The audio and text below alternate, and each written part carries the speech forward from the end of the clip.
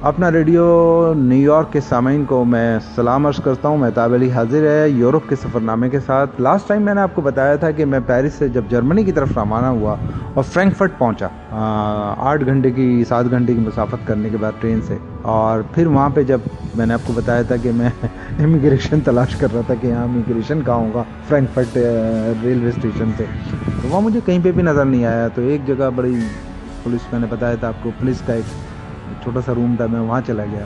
तो एक police officer बैठा होता है, मैंने कहा कि वेयर इज़ इमिग्रेशन काउंटर। तो वो मुझे बड़े गौर से देखने लगा। बोलने लगा वेयर यू कम फ्रॉम, मैंने कहा मैं पेरिस से आ रहा हूँ। बोलने लगा you have a visa, Schengen visa. मैं गया, बोलने लगा आप बस 3 है, अब आप आ गए यूरोप में, वहाँ से एंट्री करा दी पेरिस से, तो अब आप पूरे यूरोप में घूमें, किसी मुल्क के लिए। खैर मैंने कहा मुझे कासल जाना है, तो उसने कहा फ़लाँ काउंटर से टिकट ले लीजिए और ये 4 घंटे में ये ट्रेन पहुंचा देगी कासल। उस वक्त 8:30 के करीब बज रहे थे। तो खैर मैंने टिकट लिया और मैं मतलूबा प्लेटफॉर्म पे गया और ट्रेन तैयार थी इसी वक्त, मैं उसमें बैठ गया। जैसे ही मैं बैठा था देखा था वो जो पेरिस से जो खातून जो मैंने बताया ईश्वर राय की तरह, मैंने उनका वो स्केच भी बनाया था जो कि उन्हें नहीं पता था, वो भी उसी डब्बे में। मैंने कहा हैं ये कहाँ से आ गई, ये कहाँ से आ गई। मैंने कहा ओह हो, मैंने कहा अच्छा चलो खैर। वो हुआ ये कि जब वो उन्होंने मुझे देख के मुस्कुराई, मैंने कहा लीजिए मेहताब अली अब तो फंस। अच्छा उस डब्बे में ना वो 2 लड़कियाँ, मतलब 2 बहनें जो भी थीं, और उनके साथ 2 बच्चे, छोटे बच्चे थे। तो मैंने कहा अच्छा, अब खैर बैठ गया। वो मुझे बड़े इशारे किनारे बड़े मुस्कुरा के देखे, मतलब लाइन मार रही हैं, मैं देख खैर इग्नोर करता रहा। और फिर मैं सोचा इस पूरे डब्बे में मैं अकेला हूँ, और मुझे ये बात बताई गई थी किसी स्ट्रेंजर से ज़्यादा बात नहीं करना, ना किसी से फ्री होना, ख़ासकर फीमेल से, क्योंकि वो ना अपनी अदाओं से उससे ना आपको ना ट्रैप करेंगे और फिर आपके डॉलर यूरो जो भी होंगे ना, और इल्ज़ाम आप पे उल्टा भी लग सकता है, यू आर एशियन। खैर मैंने कहा देखा जाएगा, मैं इधर उधर। खैर वो ट्रेन बड़ी तेज़ी से अपने सफ़र अपने मंजिल की तरफ जा रही थी, कासल की तरफ। खैर वहाँ पे मैं जब 4 घंटे बाद, 3.5-4 घंटे के बाद जब स्टेशन आया, ट्रेन रुकी, 11 बज रहे थे वहाँ। तो उन मोहतरमाओं ने जो आई मेरे पास बोलने कि आप कहाँ जाएंगे, मैंने कहा नहीं मैं अपने दोस्त का इंतज़ार कर रहा हूँ। तो बोलेंगे आप हमारे साथ चलें और हमारे घर चलें और वहाँ से फ़ोन कर लीजिएगा, आपके दोस्त नहीं आ जाएंगे। मैंने कहा नहीं आई एम वेटिंग सम। इतने में ना मेरे दोस्त का फ़ोन आ गया उसी टाइम। तो उसने कहा मेहताब अली तुम स्टेशन से बाहर मत निकलना, स्टेशन में ही रहना। मैंने कहा क्यों? बोले अगर तुम यहाँ से निकल गए थे किसी और डायरेक्शन में तो तुम्हें ढूंढना मुश्किल हो जाएगा और तुम मिसिंग पर्सन हो जाओगे, गायब हो जाओगे इधर से उधर, फिर हमें ढूंढते रहोगे, हम तुम्हें ढूंढते रहेंगे। तो मैंने कहा अच्छा ठीक है। बोला और दूसरे किसी भी स्ट्रेंजर, मर्द औरत, किसी से बात मत करना, और कोई तुम्हें अकेला देख के हो सकता है तुम्हें ऑफ़र करे किसी किस्म की, चाहे वो मर्द हो चाहे औरत हो। मैंने कहा अच्छा। तो खैर जब उन्होंने देखा मैं किसी दोस्त से बात करूँ तो खैर वो निकल के चली गई। अब मैं अपने दोस्त का इंतज़ार कर, अब स्टेशन देख रहा हूँ। स्टेशन आप ये देखिए, इस प्लेटफॉर्म पे खड़ा हूँ तो वो जो रॉ है ना टनल, वो जिसमें ट्रेन आती, वो इतना लंबा कि मैंने कहा अगर कोई सामने से भागता हुआ भी आ जाए ना और मुझे मारने के लिए, मैं कहीं छुप नहीं सकता, कोई कट नहीं है। मैं बड़ा परेशान। मुझे तो वो हॉन्टेड फॉर फिल्में वेयरवुल्फ याद आ गई, जो एक इंसान ट्रेन की जो टनलों में घूमता था और वहीं से ना वो इंसान से ना भेड़िया बनता था। तो मुझे सारी फिल्में हॉरर की याद आ गई। अच्छा थोड़ी देर बाद वो खातून जो है ना, वो अपनी बहन के साथ, और 2 बजे फिर वो मेरे पास आई, बोलेंगे कि आप हमारे साथ चलें। बाकायदा मुझे इंसस्ट करने लगे और उन्होंने मतलब मेरे हाथ पकड़ लिया, बोले चलें आप। अब मैं एग्रेसिव हो गया, मैंने कहा ये ज़बरदस्ती क्यों? अब वो इतनी मुझसे ना ज़बरदस्ती करेंगे आप चलें। उसने जब मेरे हाथ पकड़ा ना, मैं तो अजीब हो गया। मैंने कहा मेहताब अली अब तुम तो गए काम से, आज तो तुम्हारा सब कुछ लुटा जाना है और तुम पे कोई फ़ाइन भी हो जाएगा। हो सकता है तुम तो यहाँ बिल्कुल एलियन हो एक तरह से, तुम पे किसी किस्म का कि तुमने यहाँ के मकामी लोगों को तंग किया, या हो सकता है ये मुझे गन पॉइंट पर भी लूट लें या अपने घर ले आने की ज़िद कर रहे हैं, कोई भी हो सकता है। मैंने कहा अब इतनी ये वो बहस ही हो रही थी, वो सामने से मेरा दोस्त आ गया, उसने वहीं सवाल लगे। मैंने कहा आसिम आई एम हियर। वो जैसे ही उन्होंने नाम मैंने चिल्लाया ना आसिम, तो उसने देखा पलट के वो इसके दोस्त आ रहे हैं, फ़ौरन ना बड़ी तेज़ी से कदम साइड से निकल गई। मैंने कहा इसका मतलब ये 2 नंबर ख़वातीन थी। मैंने कहा या अल्लाह तूने बचाया, लाख लाख शुक्र है। खैर आसिम आ गए, उनके साथ उनके दोस्त एक नासिर थे, बड़ा खुश अखलाक, बड़े अच्छा यंग मैन था। तो मुझे पता चला वो लालू खेत में ही रहते थे एक ज़माने तक, फिर वो जर्मनी एक ज़माने से अपनी फैमिली के साथ। खैर बोलेंगे यार, आसिम आए, बोलेंगे यार तू यहाँ कहाँ से आ गया बग़ैर बताए, और वो घबरा सा गया। मैंने कहा क्यों, क्या हुआ? बोले यार मैं जो ना जहाँ रहता हूँ ना, वो किसी की जर्मन फैमिली है, मैं उनकी साथ पेइंग गेस्ट रहता हूँ, और एक फ्लैट में रहता हूँ, उसमें 3 कमरे हैं, एक में मैं होता हूँ, एक में वो जो मोहतरमा है और उनकी एक बेटी है 17 साल, वो एक बेटी उनकी बर्लिन में। तो मैंने उनके साथ यार मैं तो नहीं, मैंने कहा यार मैं तेरे घर पे थोड़ी रुकना है, तो मुझे होटल करा दे। तो उसने कहा यार 12 बज रहे हैं इस टाइम, चलो। खैर वो गाड़ी में उन्होंने बिठाया और ले गए, बड़े होटल देखे तो उधर सब। एक तो 12 बजे के बाद एक भी वहाँ सन्नाटा एकदम, क्योंकि वहाँ तो छोटा टाउन छोटा सा शहर था, यानी कि इतना होगा यार जैसे नाज़िमाबाद जितना बड़ा होगा मुश्किल, पूरा नाज़िमाबाद। खैर मैं जो ना वो खैर 1-2 होटल गए, वहाँ होटल सारे बुक थे, कहीं पे हमें जगह नहीं मिली। खैर एक होटल गए, अच्छा एक होटल गए, वो देखा कि वो जैसे हमारे वहाँ पोर्शन बने होते हैं ना 200 गज पे या 400 गज पे जो बना लेते हैं एक ही प्लॉट पे, और बहुत सारी फैमिली जो है, तो मुझे ऐसे नज़र आया। लेकिन बहुत अच्छा खूबसूरत सा पेगोडा स्टाइल में, जिसमें ना हट स्टाइल में उनके ना घर बने होते हैं, और सारे यूरोप में ऐसी होती हैं। उसकी वजह होती है कि बर्फ़ पड़ती है तो वो हट नुमा जो उनकी छत होती है, ताकि बर्फ़ स्लिप होकर नीचे गिर जाए। खैर उसका एलिवेशन देखा, बड़ा खूबसूरत था। खैर होटल अंदर गए तो देखा सब सोई बहुत लेट हो गए थे तो सब, तो खैर रिसेप्शन पे एक मोहतरमा आई, वो कमरा, उन्होंने कहा कमरा तो है नहीं, एक कमरा है, लेकिन वो अगर आप उसको एडजस्ट कर सकें। मैंने कहा चलें, तो खैर वो टॉप पे ले गए, तो वहाँ पे एक कमरा था। कमरा तो बज़ाहिर खूबसूरत था, लेकिन जब बेड देखा, जैसे ही मैं उस पर लेटा तो मेरा सर दीवार से टकरा था, पैर दीवार से टकरा रहे थे, यानी कि इतना चौड़ा था। मैंने कहा आसिम ये तूने बोला यार अभी तो एडजस्ट कर लो, फिर कल इंशाल्लाह मुलाकात होती है। खैर मैंने वो 50 यूरो के, उन्होंने पेरिस में तो 30 यूरो का था, वो 50 यूरो का मिला।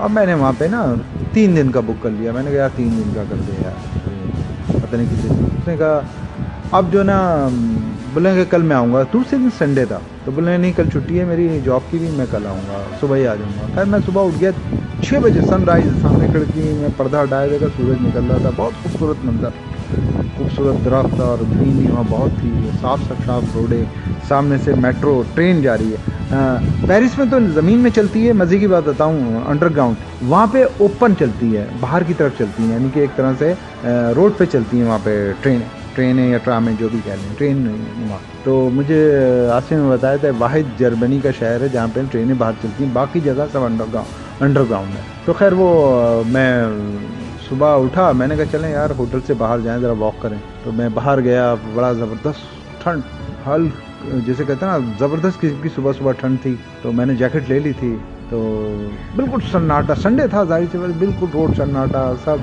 अंटा कफील हुए थे। वहाँ मैं 9-10 बजे तक घूमता रहा। अच्छा आसिम को फ़ोन कर रहा हूँ, फ़ोन उठा नहीं रहा। मैंने कहा मैदा भाई आज तो गया भाई। अच्छा सुबह नाश्ते का मसला था, मैंने कहा नाश्ता क्या करूँ।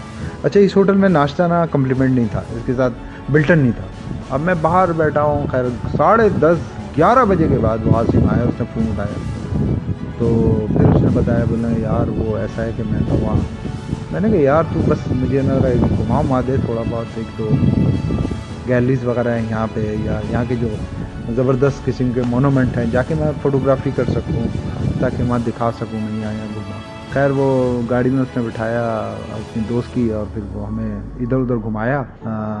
एक कासल में ले गया, किले में, बहुत पुराना किले थे, वहाँ पे ले गया। फिर एक झील थी, और फिर बाज़ार में घुमाया। फिर वो मुझसे ना दोपहर में बोले तुमने ना, मैंने कहा यार मैं नाश्ता नहीं किया। खैर वो एक होटल लेके गए, वहाँ हमने वो नाश्ता किया भरपूर तरीके से। फिर उसके बाद उसने कहा कि यार वो ऐसा है कि चलो मैं तुम्हें अपने उनसे मिला दूँ जहाँ पे मैं रहता हूँ, शेयरिंग पेइंग गेस्ट रहता हूँ, डच फैमिली है, मतलब है जर्मन फैमिली, सॉरी। तो मैंने कहा चलो। अच्छा मेरे पास ना क्या कहते हैं अपना एक फ़ाइल ब्रीफ केस होता है, वो हमेशा साथ रखता था मैं, उसमें मेरे आर्ट का फ़ाइल, प्रेस क्लिपिंग, कार्ड, दीगर चीज़ें, सारे मटेरियल आर्ट वार्ट का। तो वो खैर वो मुझे अपने वहाँ ले गया, अपार्टमेंट था, खैर 30 फ्लोर पे हम लोग गए। तो देखा एक जर्मन खातून थी, उनकी बहुत ही ब्लॉन्ड किस्म की खूबसूरत उनकी बेटी थी। तारुफ कराया आसिम ने कि ये ऐसे ऐसे पाकिस्तान से मेरे दोस्त हैं, आए हैं, आर्टिस्ट हैं। तो अब वो आपस में ना जर्मन में बात कर रहे हैं, आसिम और वो फैमिली। तो मैं तो कहा जर्मनी जानता नहीं खड़ा। थोड़ी देर में अच्छा मैंने ना उन्होंने कहा ये आर्टिस्ट हैं, कुछ दिखाएं। तो मैंने ना अंदर से फाइल निकाली, उनको दिखाया, कार्ड वार्ड ये वो। तो वो बड़े हैरान हुई कि यार इतना अच्छा आर्टिस्ट, अखबारात में पूरे पूरे पेज के लगे हैं। वो बड़ा हैरान होकर देखने लगे, बड़ी खुश हुई। फिर थोड़ी देर में ना आसिम में और मैं ना झगड़ा शुरू, तू मैं शुरू हो गई, गुस्सा आने। मैंने कहा यार ये, मैंने कहा ले भाई, मैंने कहा आसिम यार देखो हम हैं आतंकवादी लोग, तुम आतंकवादी को ले आओ, ये जो है ना वो हो रही है। बोले नहीं नहीं यार ये इस बात पे गुस्सा नहीं हो रही है, ये इस बात पे गुस्सा हो रही है, पाकिस्तान से एक तो तुम्हारा दोस्त और एक इतना बड़ा आर्टिस्ट आया, ये होटल में क्यों ठहरा हो, ये हमारे घर में। अभी मैंने कहा भाई अब मैं होटल में सही हूँ, ये आप तुम्हारे 3 कमरे हैं और तुम। बोले नहीं नहीं ये कह रही यहीं रहेंगे आप। मैंने कहा मैं तो वहाँ 3 दिन का बुक कर सकता हूँ। वो जो खातून बोले चलो हमारे साथ, वो होटल गई हमारे साथ। यार उन्होंने अच्छा होटल जब बुक कर लिया 3 दिन, तो वो पैसे तो रिफंड नहीं होते या उन्होंने पता नहीं क्या जर्मन में या उन्होंने पैसे भी निकलवा दिए समझे। मैंने कहा यार ये तो बड़ा अच्छा हुआ, और पैसे निकलवा लिए। खैर वो अपने घर ले आई और फिर मैंने कहा यार आसिम ये बता के, बोला बस इन्होंने कहा यहीं। मैंने कहा रहूँगा कहाँ।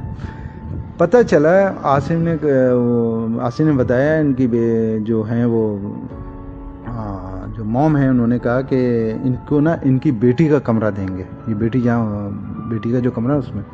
मैंने कहा मैं बेटी के साथ तो नहीं रह सकता। बोले नहीं मेरे भाई, ये ना अपनी बेटी को उसके बॉयफ्रेंड के घर शिफ्ट करेंगे और आपको ये कमरा आपके लिए होगा जब तक आप रहेंगे यहाँ पे।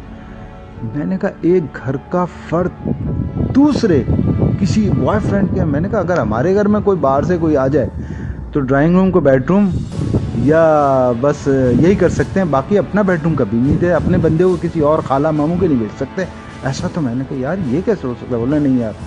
तो उन्होंने उसको बॉयफ्रेंड के घर भेजा। तो लड़की ने मुझे अपना पूरा कमरा दिखाया। उसके कमरे में ना एक एक्वेरियम रखा था, उसमें ना वाइट रैट नहीं होते, चूहे पेट्स की सूरत में पाले हुए थे।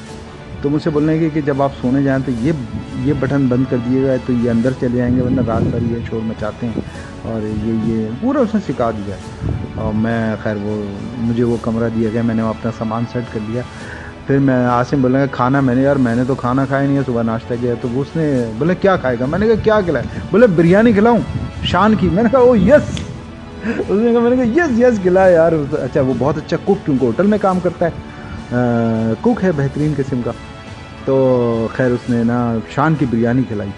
जो बिरयानी पका के खिलाई जो मैंने खाई है, मेरे तो 14 तबक रोशन हो गया, मज़ा आ गया।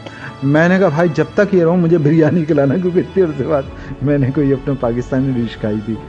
खैर वो वहाँ पे क्या कहते हैं बिरयानी खाई, उनके साथ रहे। वो रात हुई तो खैर बहरहाल मैं अपने कमरे में चला गया। अब उसके कमरा तो फीमेल का आपको पता है कैसा होता है। तो मैंने कहा कि यार कैसे लोग हैं, कितने ज़बरदस्त लोग हैं कि अपने घर के मकी को किसी और के घर शिफ्ट किया। और मेहमान नवाजी की ये आला मिसाल देख के मैं तो बड़ा हैरान रह गया कि अपने घर के फ़र्द को किसी दूसरे घर में मुंतकिल करना और अपना कमरा बेडरूम दे देना।